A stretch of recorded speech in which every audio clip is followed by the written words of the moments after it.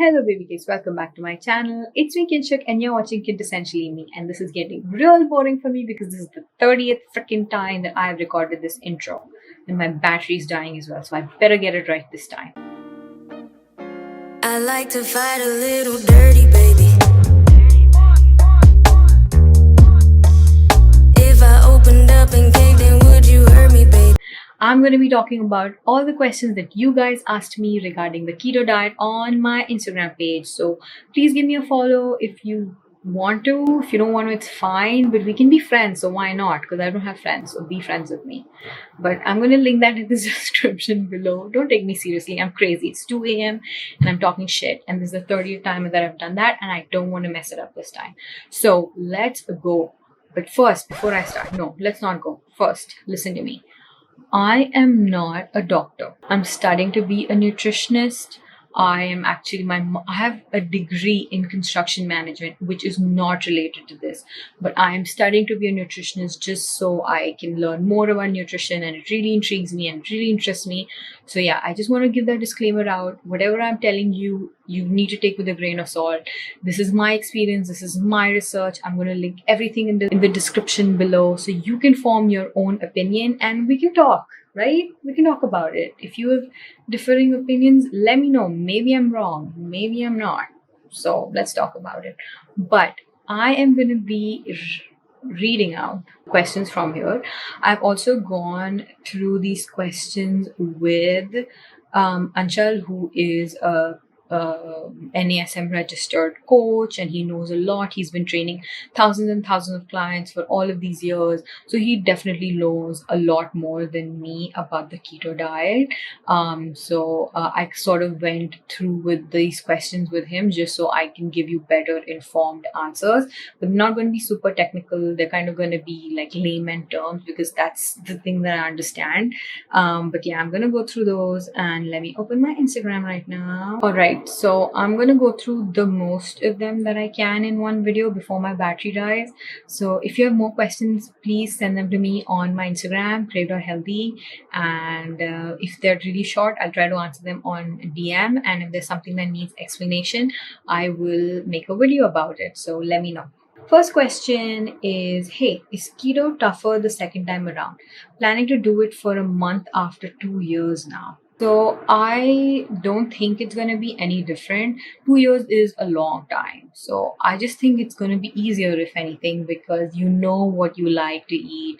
You know what you're supposed to eat. You know your eating patterns. You know what you crave. So you can kind of look for alternatives and stuff. So I don't think it's going to be difficult per se. It's not going to be it's going to be easier. If not, it's going to be the same thing. I definitely think that you should go back to it if you want to. If you think it gave you the benefits which you liked the last time, you should definitely go for it. I don't think it's going to be tougher, so don't worry. You got it. If you have questions, you know where to reach me and I'll answer everything. Okay, so next question is, what happens if we include more of proteins and less of fats? This is a very interesting question, and I will try my best to explain it. I don't know if I can do a great job. I will link a really nice kind of study or article, whatever I can find that will best suit my explanation down below, but I will try to explain it to you in short. So this can be a rookie mistake for a lot of people who are doing keto, and it did for me. I know that it did for me.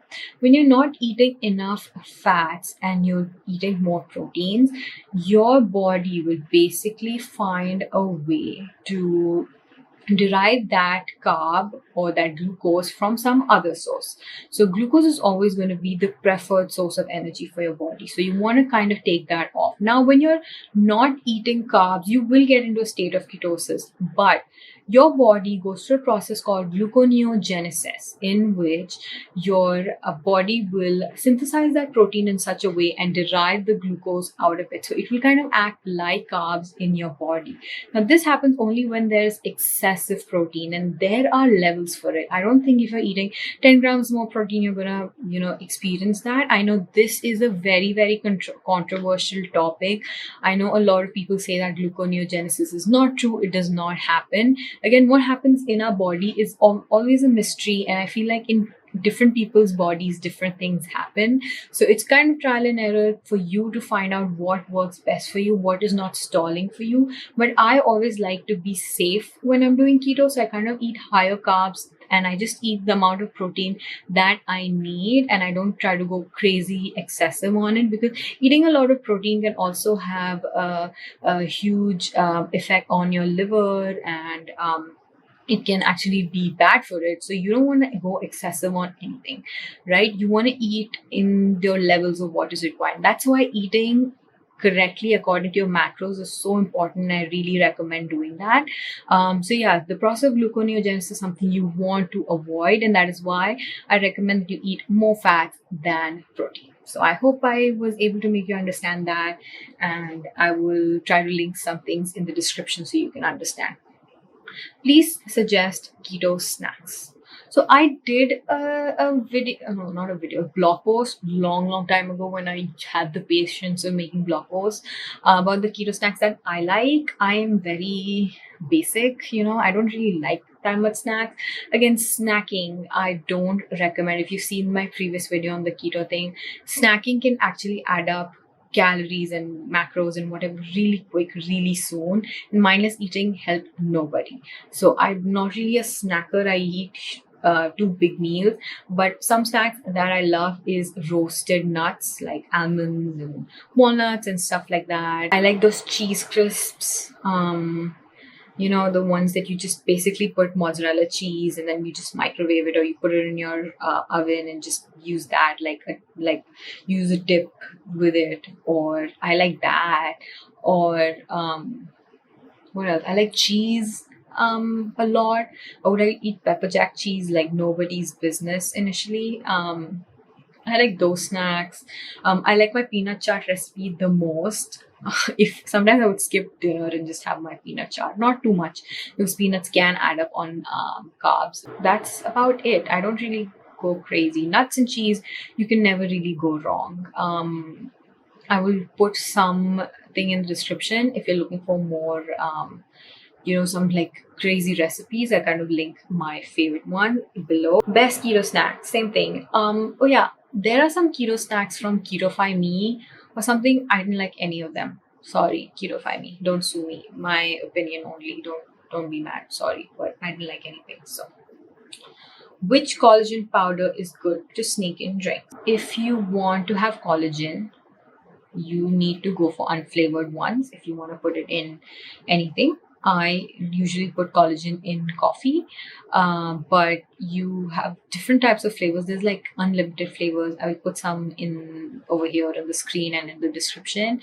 I know people who don't like collagen powder. They don't like the smell of it, or they're vegetarians, so they can use I think vegetarian collagen. I think it's derived from flaxseed or something. What is it derived from? I'll find out.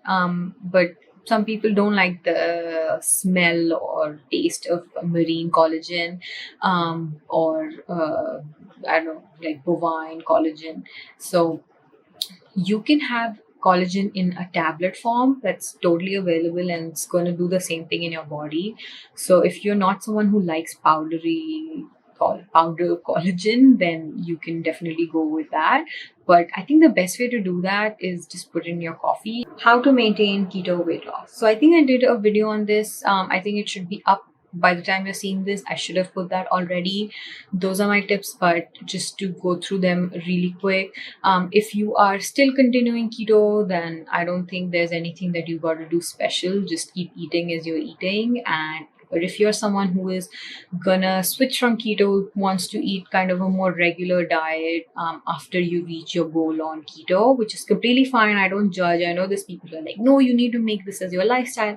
I don't say that. I think whatever works for you, you got to do that. I would say stay within your requirements. Like, don't go overboard. If you're going to start eating junk and sugar and sweet and blah, blah, that's not going to help you.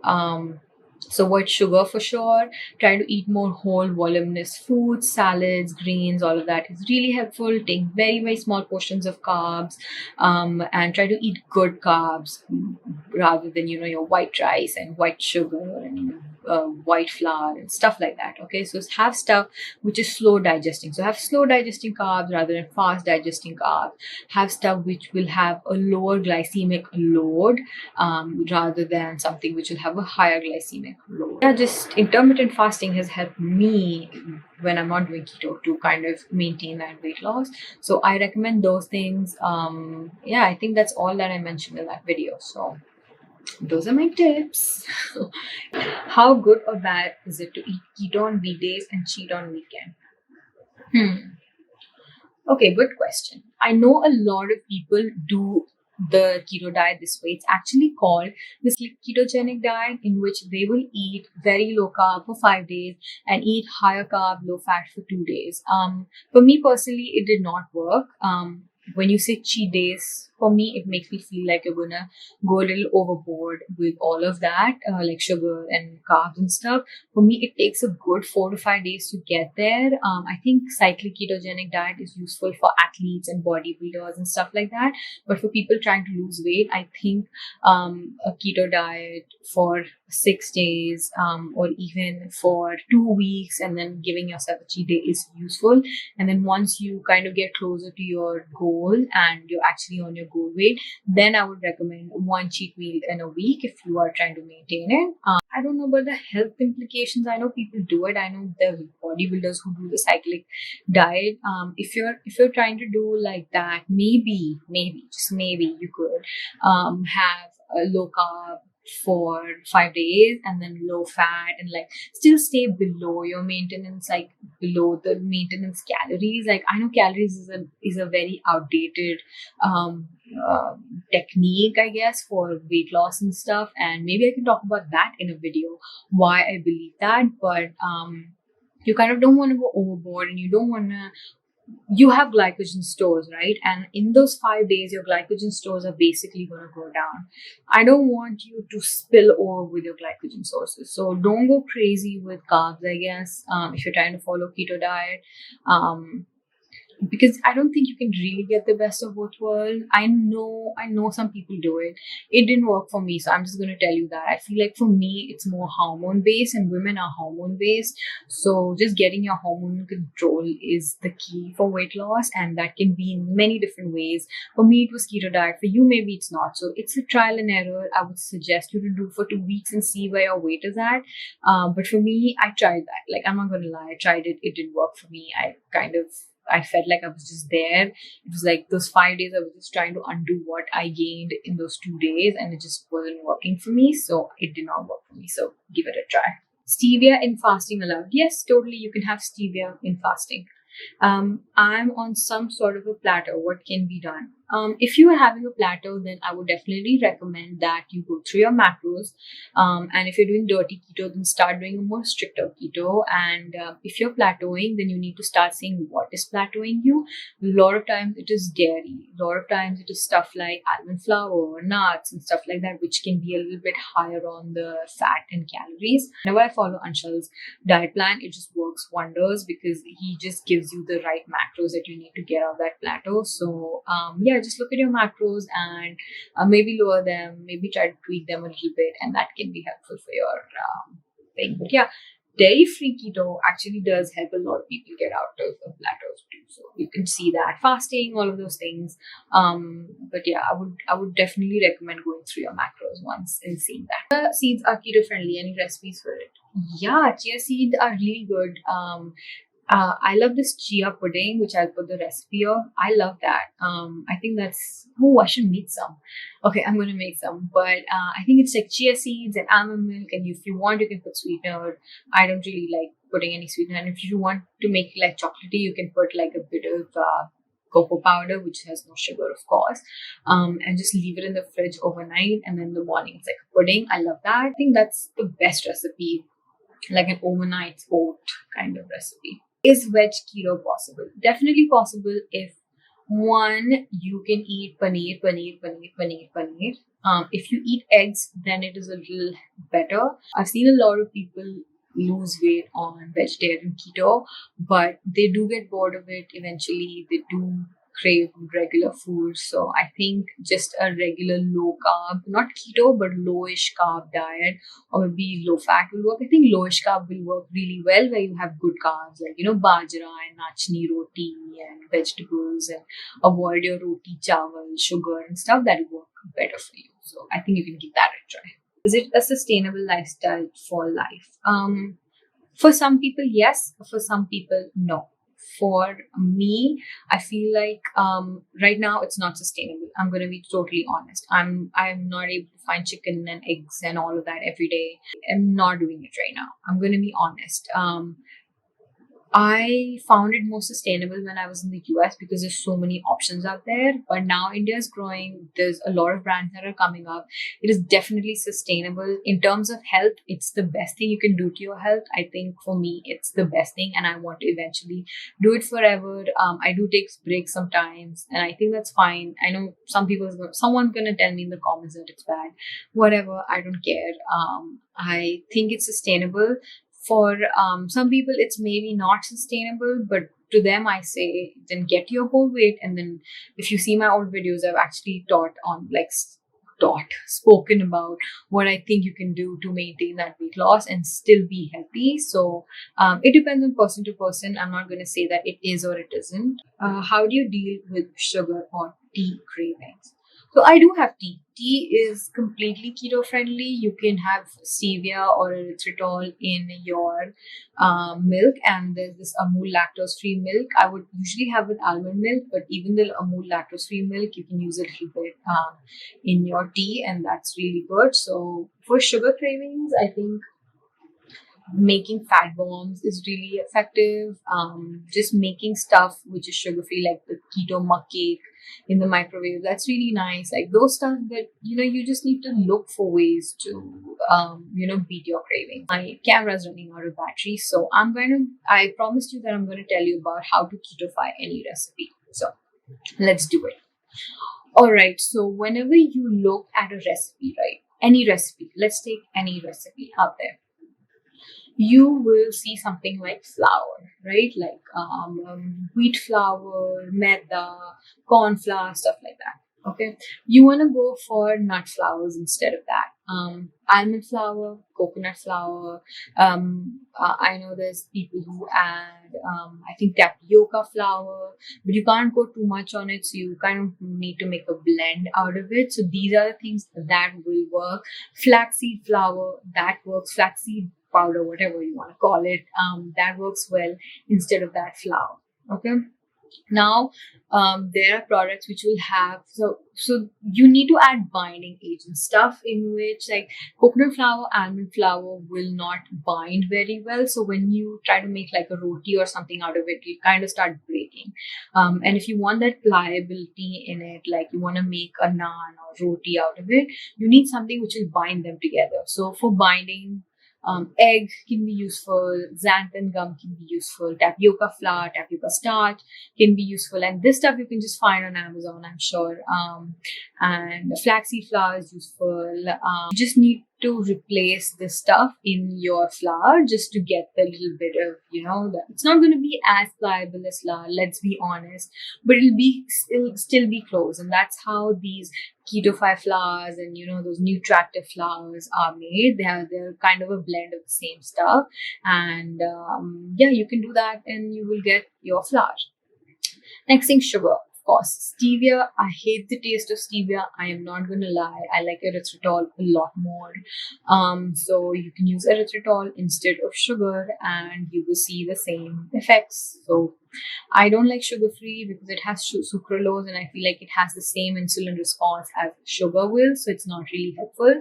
So I would suggest you use erythritol, and if you're adding egg or something like that, you can use vanilla extract if you're making desserts, and that will give like a nice vanilla taste as well. And yeah, erythritol is my go-to. If you're in the US, Truvia is amazing. So it tastes better than sugar to me, so I go for that. Vegetables like this, carrots and stuff like that, you can always use lower carb vegetables, but I don't have anything against vegetables. Of course, you should avoid stuff like potatoes. It has a lot of carb and starch. And yeah, for fruits, you want to go for lower carb fruits like berries and not cranberries. Learned it the hard way. Cranberries suck. I think that's it. I think you can ketofy any recipe if you replace all of this stuff. Yeah, soy sauce, you can replace soy sauce with coconut aminos. Uh, what else? There's a lot of things that you can do. You can put a lot of cheese. So there's not you don't need anything instead of cheese. Instead of milk, you can use almond milk, or the lactose-free milk is amazing. You can use that. You can use heavy cream, so that's completely in. Unless you're like going lactose-free, you can use heavy cream in your recipe, so that's fine too. And yeah, I think that's it. Instead of like cashews, you can go for other nuts like almonds. Yeah, that's it. So I think if you have this in mind, you can ketofy any recipe out there. So if you have any more questions, please leave them for me on my Instagram page, crave.healthy, and let's talk over there. Let's be friends. And if you have any more suggestions for me, let me know. Give me a like, give me a dislike, whatever you think, and hit the subscribe button. And I will see you in the next one. Bye. I've been feeling like an alien.